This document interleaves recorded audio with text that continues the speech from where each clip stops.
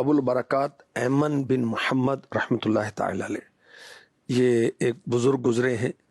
یہ شاعر تھے اور پہلے ان کی جو شاعری تھی وہ لوگوں کی مذمت میں، عیب جوئی میں یوں ہوتی تھی. پھر انہوں نے مدینہ پاک آ کر توبہ کی اور پھر نعت رسول لکھنا شروع کر دی، شان مصطفیٰ میں قصیدے لکھنا شروع کیے. اچھا، ان بزرگوں کی ایک خاص بات یہ تھی کہ 14 پشتوں تک ان کے والد، دادا، ان کے دادا، ان کے والد، آگے یوں سب کا نام محمد تھا. سبحان اللہ. اچھا، اب یہ مدینہ پاک میں رہنے لگے اس ارادے سے کہ بس اب زندگی یہی مدینے میں گزرنی، اور ساتھ میں انہوں نے یہ عہد کیا کہ ڈیلی ایک نعت شریف لکھا کروں گا. اچھا، کچھ عرصہ گزرا تو واپسی کا کچھ ارادہ بنا، تو اللہ کے حبیب علیہ الصلوۃ والسلام تو ارادوں پر بھی مطلع ہیں، اللہ کے کرم سے، اللہ کی عطا سے. خواب میں جلوہ دکھایا، فرمایا ابو البرکات ہماری جدائی کو تم نے کیسے گوارا کر لیا، تو مدینے سے جا رہے ہو. اور اب انہوں نے ارادہ ترک کیا اور ساری زندگی مدینے میں گزاری اور اپنا نام رکھا عاشق نبی. سبحان اللہ.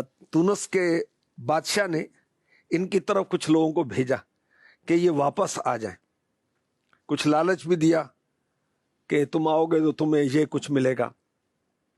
تو حضرت ابو البرکات ایمن بن محمد رحمۃ اللہ علیہ انہوں نے فرمایا کہ اگر مجھے مشرق و مغرب کی حکومت بھی دے دی جائے میں نبی کا مدینہ نہیں چھوڑتا، میں چھوڑ کے آقا کا مدینہ نہیں جاتا.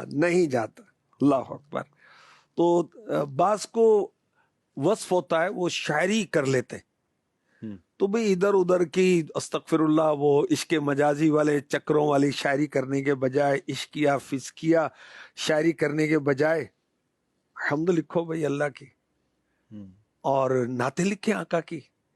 اچھا، پھر اس میں دونوں چیزیں ہیں جو امیر علیہ سنت نے تربیت کی کہ عالم بھی ہو، فن شاعری بھی جانتا ہو، ورنہ وہ آگے پیچھے ہو سکتا ہے.